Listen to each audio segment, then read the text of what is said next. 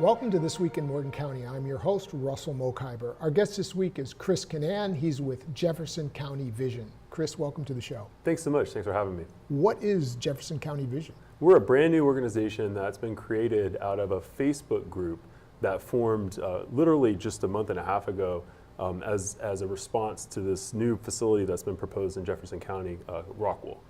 And so we've organized over 10,000 people on Facebook and then created a formal nonprofit to help channel that energy and to be able to take more concrete action off of social media. All right, what is Rockwool? Who are they? What do they want to do? Sure, so Rockwool is a multinational company based in Denmark. They make different types of insulation. Rockwool is also the product.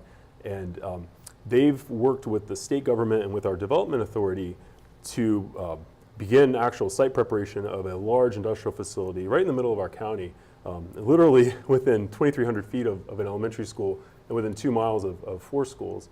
And this was done in a very closed door process. It completely contravenes all of our zoning, all of our planning, everyone's assumptions about what Jefferson County is, to suddenly drop this global scale insulation factory and its high pollution right in the middle of our county. And so there's obviously a great deal of local opposition.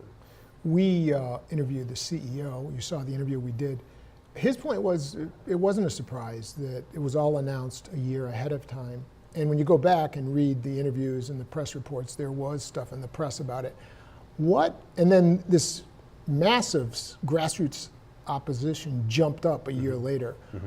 How do you explain that? Why not opposition when it was announced? Sure. So the announcement and all the discussion was in this context of here's a Danish company, they make a recycled product, and again the expectation for this area was it was not ever intended to be heavy industry. That's never been in the comprehensive plan for the county or anything. So I think a lot of people didn't really look closely when it was announced. And then the process was they announced it in July last year, and then immediately encumbered Ranson and our county government and our school board within a few months with these different agreements. They're pilot agreements, which is a tax subsidy program, and other kinds of commitments, zoning commitments and things. And all of this was done before there was any environmental review. They came into the community and presented as this benign thing, and then all of a sudden in Thanksgiving they apply for their air permit. And the community doesn't even really realize it until later that spring what exactly they're going to be producing in terms of air pollution. And then that allows you to dig into, okay, this is actually an enormous industrial facility. It's got 21-story smokestacks.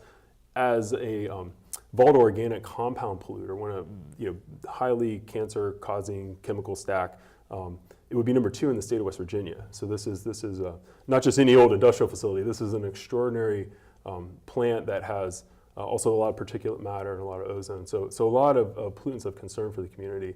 And again, that was never part of the discussion when they went in at the announcement or when this thing was rolled out. And they have their permit. They do. And they've cleared all of their permit hurdles. So how does the group stop it? Well, they haven't cleared all their permit hurdles. So they have their DEP air permit, but they do not have a building permit. They actually don't have a sewer line yet that hasn't been approved or built. They don't have a water line. They don't have a gas pipeline that hasn't been permitted or approved either. So there are a number of administrative steps that we can still stop the plant. And amazing grassroots energy. I was listening to WRNR last week, the local talk radio show, and one of the co-hosts was saying, if you did the analysis of those people who are out in the streets, those 500 people who boycotted the Rockwool meeting and held an opposition thing, they're probably mostly anti-Trump, environmentalist Democrats. Do you find that to be the case? No, actually, I think we're much broader than that. My own personal politics, I'm a conservative and a Republican, and our organization is a movement more of parents. I think all of our board members have young children, and this is a very carefully nonpartisan movement. This is about our identity as a community, what kind of development strategy we have as a community. This is about the process that brings a company into our community and provides subsidies to that company and the types of notice. I mean, there are neighbors to this plant that didn't know. Our historical arm of the county government didn't know about the smokestacks. So the opposition is broad. Harpers Ferry unanimously issued a proclamation opposing this. So this is not a partisan issue at all from our perspective. There's also regional opposition. I've been reading where the Loudoun County wineries are opposed. Tell us about what's happening in Loudoun County. Yeah, it's quite interesting. I hadn't learned of a phenomenon, but in environmental community it's known as the boundary problem. And big polluters will sometimes target areas near borders because it's much harder to organize opposition, and because those kind of costs are dispersed outside of the jurisdiction that permits the facility.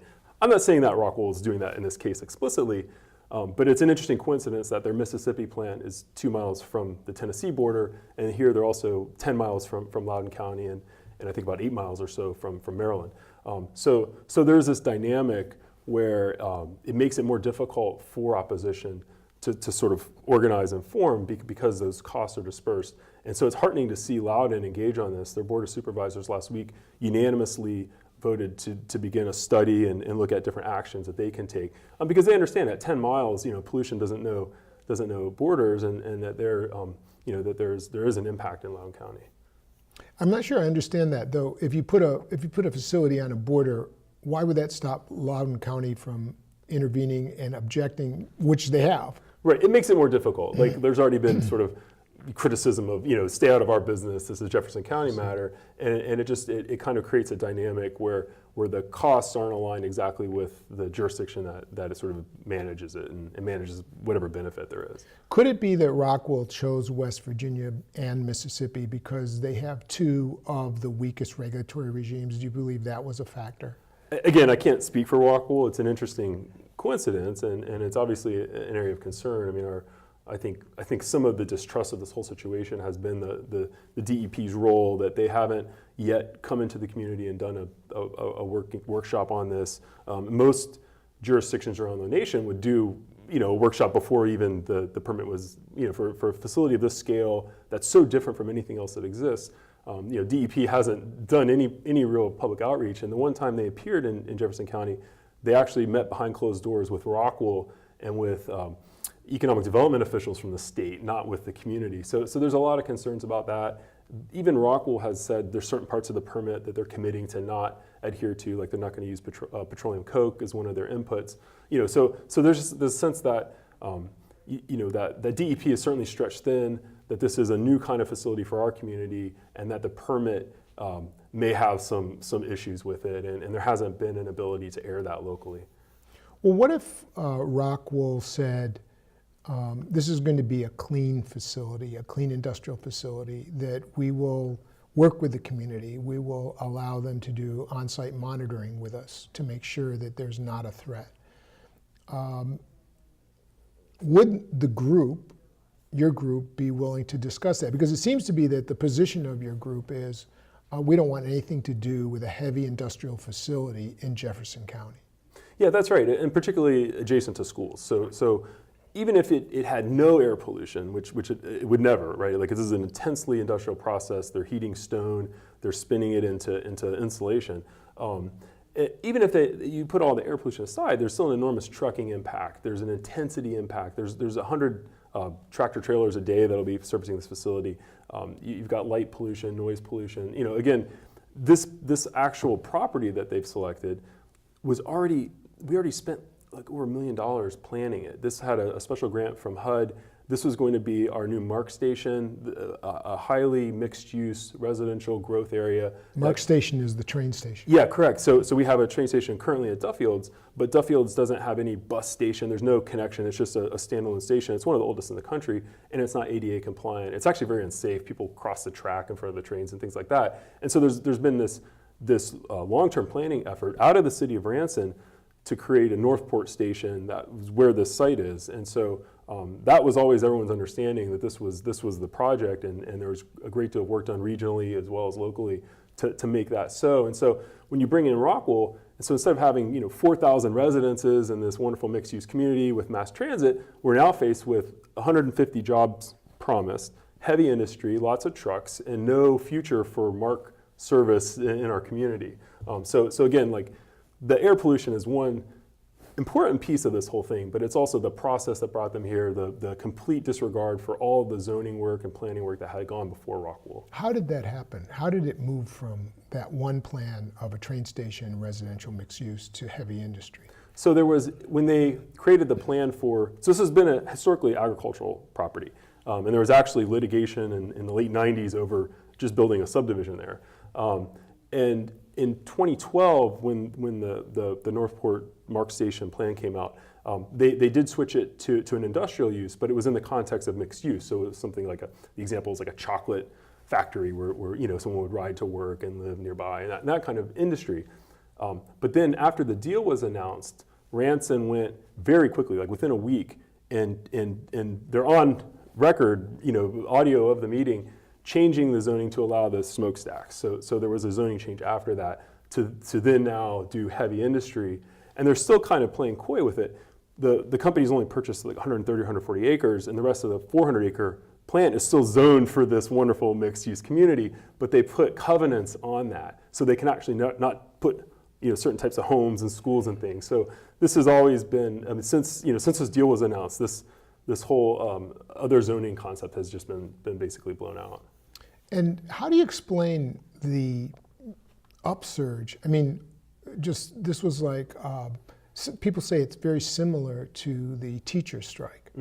That the teachers were quiet for years and years and years, and all of a sudden there was a grassroots explosion and a strike that got them what they wanted, with thousands of teachers going to Charleston. How do you explain that happening here? Why did that happen? I think it's very interesting. I think people get it, right? People understand that this is not what the community has defined itself as, not what our plans have set. There are so many people. Jefferson County is growing. We've grown 50% in the last 25 years. We're fortunate to have rising incomes and very low unemployment, and we're an exception in West Virginia in that regard. And a lot of people have moved to the area for the promise of clean air and safe schools and a little bit of room to raise a family. And then all of a sudden, here's Charleston-led smokestacks popping up with no real notice. And so people, when we talk about being a wild and wonderful place that's a gateway to West Virginia, that's how people conceptualize Jefferson County. And this just cuts at our very identity. So I think there's a powerful response for that reason. Is there a debate within the group whether to negotiate with Rockwool or just to hold fast and say, you're not coming in here? Yeah, I mean, we basically have one question, like, are you still building heavy industry next to an elementary school? And the whole process has been inappropriate, it's illegitimate, and so there's not really, there's not really the ability to debate that core question. Are you still building heavy industry on an apple orchard next to a school? What are your plans to stop it? Well, again, there's a number of administrative steps, right? Like we've already, Charlestown's already taken action to table consideration of the sewer bond. There's a vote on the 18th for another piece of this, a water infrastructure piece. So we're going to work on all those administrative elements. We're also reviewing legal options as well, and then also just the sense that this isn't the appropriate place for that. This isn't politically viable here. So you have places like Harper's Ferry, and we think Shepherdstown will be next. They're all passing resolutions of opposition. The school board has asked the company directly, we'd like you to pause work until we can do a full-featured human health safety review. And the company said no to that. So at what point is it just completely inappropriate for a company to come into a community that has almost unified opposition to it? And have you hired lawyers? What's your legal strategy? Have you hired lawyers? Are you about to file? What's the status? So we're not tipping our hand on the specifics of legal strategy, but I can say we have engaged counsel and hired counsel. And that's definitely, we're looking at the entire project from that perspective. Was everything done correctly? The CEO of North American Operations, Trent Ogilvie, when he was here in the studio, said this facility is going to be built in Jefferson County.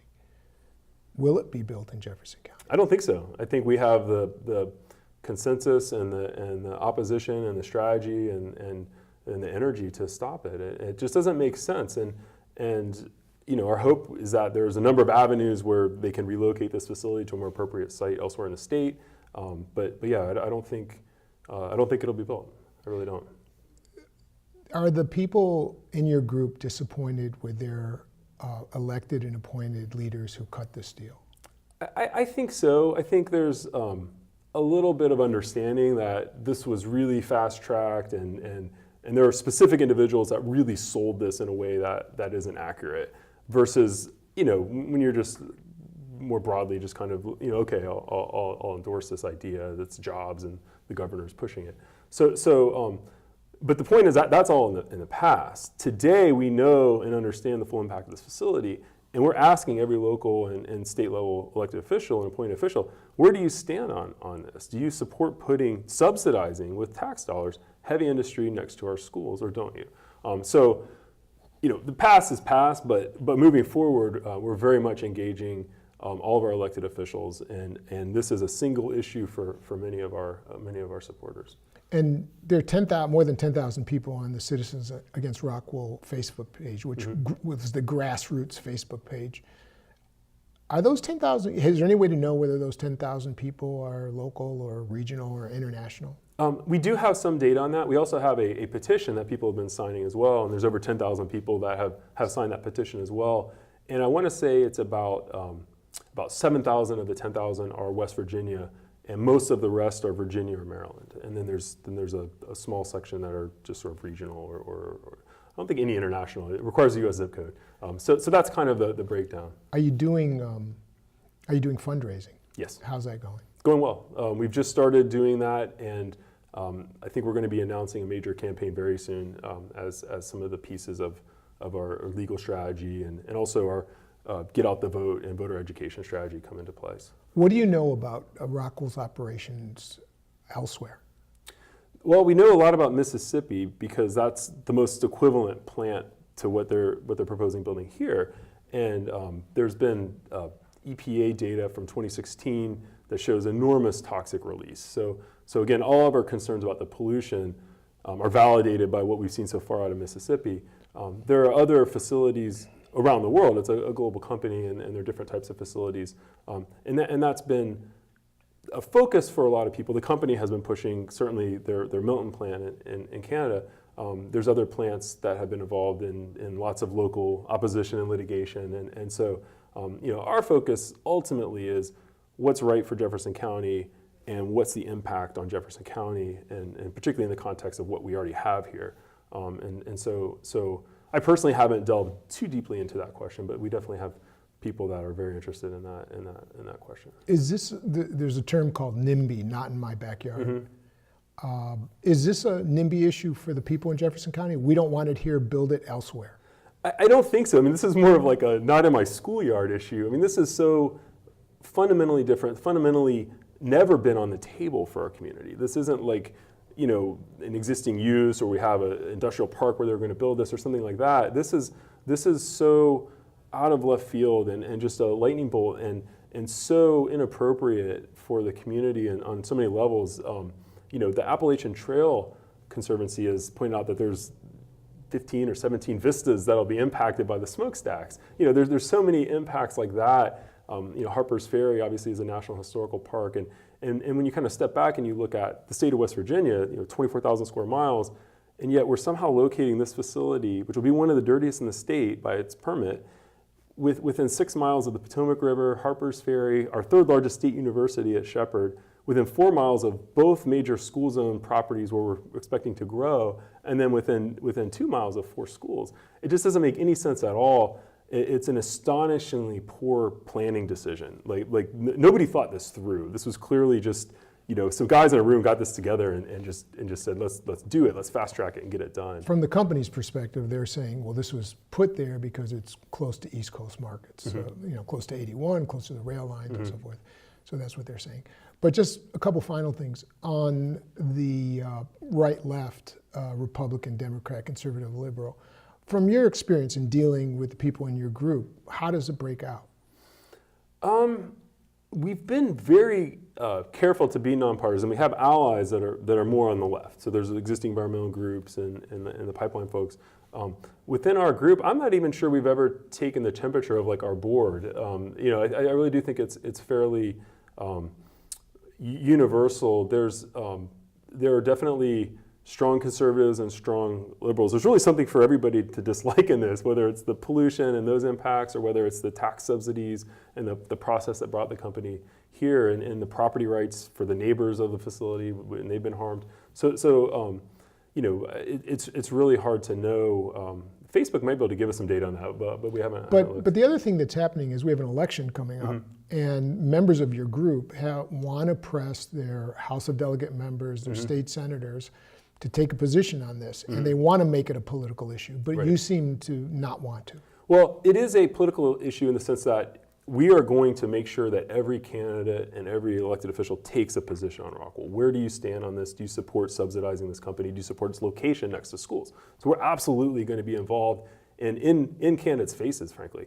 But we're not going to call for election and defeat. So we're operating as a C4. We're going to be very careful about the lines there. We're not going to tell anyone how to vote, but we're going to make sure that everybody in this county understands where folks come down on Rockwool.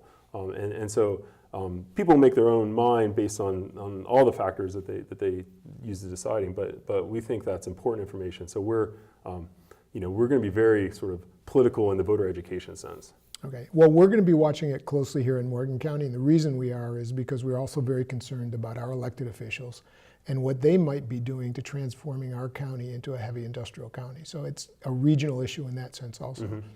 Yeah, this is very much a beachhead. This is the first phase for Rockwool and their plans, and the JCDA, our development authority, has talked about hundreds and hundreds of acres in that same zone for also using for heavy industry. Right. And so we're going to be watching is there a website or a Facebook page? What do we look for? Sure, go to toxicrockwell.com, and that's our website, and that has all of our information, and it has links into Facebook and everything. All right. Thank you, Chris Kinnan, for coming in. Great, thank you very much. And thank you for watching This Week in Morgan County.